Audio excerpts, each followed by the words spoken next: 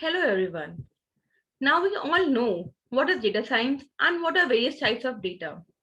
In this video, we will be learning what all basic steps are there that you need to understand before starting any data science project. So let's begin. So science starts with collection of data pre-processing, exploratory data analysis, model building, and visualization and reporting. So let's see our first step, that is data collection. Data can be collected through many methods such as surveys, interviews, observations, experiments, and records. Surveys is a collection of data through based on questionnaires through users or individual group of experience. The questionnaires can be of two forms, web-based questionnaires or paper-based questionnaires. Next is interviews.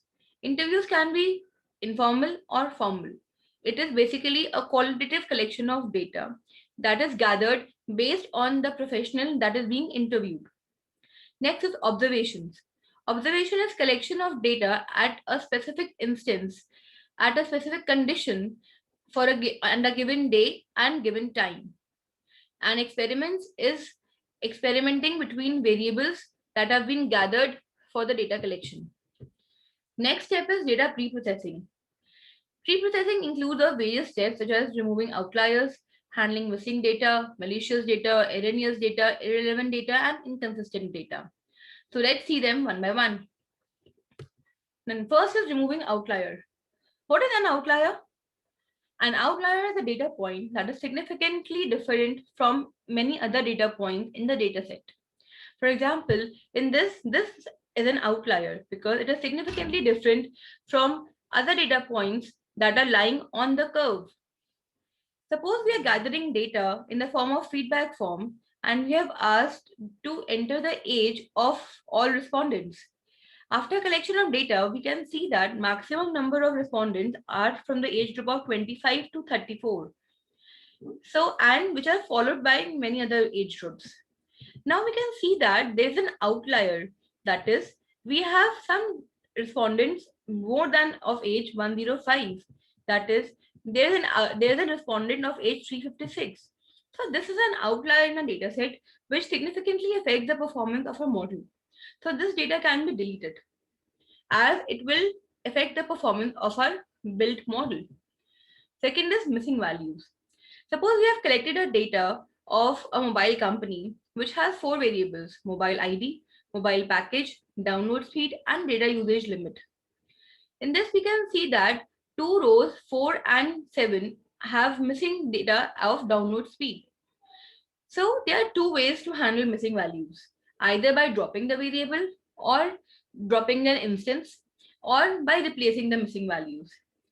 We can drop the variable or instance if we have a large data set, more than 1,000 rows, more than 1,000 instances, and more than 100 variables.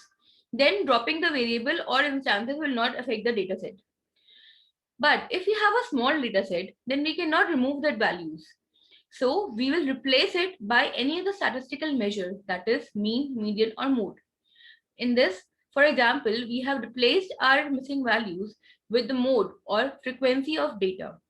As we can see that out of 9 rows, 4 rows have download speed as 200. So based on the mode of the dataset, we have filled the missing values by 200.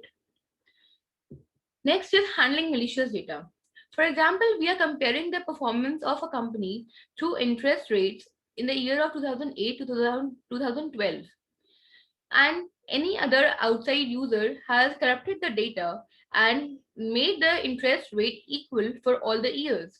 So this data is corrupted and can be malicious, which will affect the performance of our built model. Next is erroneous data. Let's say the zip code of a Chicago city is 60609, but we have entered at two places that it is 60608. So this data is erroneous as it does not exist. So we need to check this data and we need to update the values. Next is handling irrelevant data. Features that does not contain any useful information are irrelevant data. It can be eliminated through common sense or domain knowledge.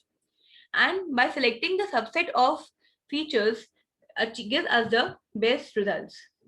For example, in calculating the student's GPA, student ID is an irrelevant variable. Next is handling inconsistent data. Let's say we are maintaining a database in which we have an employee named Peter with employee ID 11110 and the designation is testing. And in one database, we have stored it as department quality, and in another table, we have stored it at the department as production. So there is an inconsistency as data for a single employee. The single employee cannot work in two departments. So this is inconsistent data. Next main step is exploratory data analysis. Before dealing with data, we need to understand what is data telling us or why something has happened. So to explore data, we have following steps. First is to discover patterns between various variables in the dataset. Next is to spot anomalies. Anomalies could be any difference based on the data. It could be an outlier. It could be any peculiarity which is observed, which is something malicious. Next is to frame hypothesis. Now, hypothesis is framed to predict what the data can give us. Next, based on the hypothesis, we need to make necessary assumptions on the dataset. And after making assumptions, we do feature engineering. Feature engineering is creation of new variables from the existing variables. Maybe existing variables contain significant information, but to process them, we need to convert them into another variable. So that creation of new variable is called as feature engineering. So in exploratory data analysis, data is first sorted, arranged, and then it is presented visually. Next step is model building. In data science, model is built through machine learning techniques. So machine learning techniques are of three types: unsupervised learning, supervised learning, and reinforcement learning. Unsupervised learning can be further categorized as clustering or dimensionality reduction methods. Supervised learning can be classified as regression and classification methods. Now, to learn more about machine learning machine learning techniques, please stay tuned to my next video. We will discuss them in detail. And the last step is visualization and report. After analyzing the data, we need to represent it visually and need to generate a report that what all significant conclusions can be drawn from the data. So there are various tools that are available to visualize the data. First is Tableau. Next is Microsoft Power BI, ClickView, ClickSense, SAP HANA, Excel, and PowerPoint. I hope most of you are aware of many tools such as Excel and PowerPoint. Now we will see them one by one in detail in my next videos. So if you like my presentation and if you like my topic, please subscribe my channel and like my videos and share it as much as possible. So stay tuned for more videos on data science and machine learning techniques. Till then, thank you.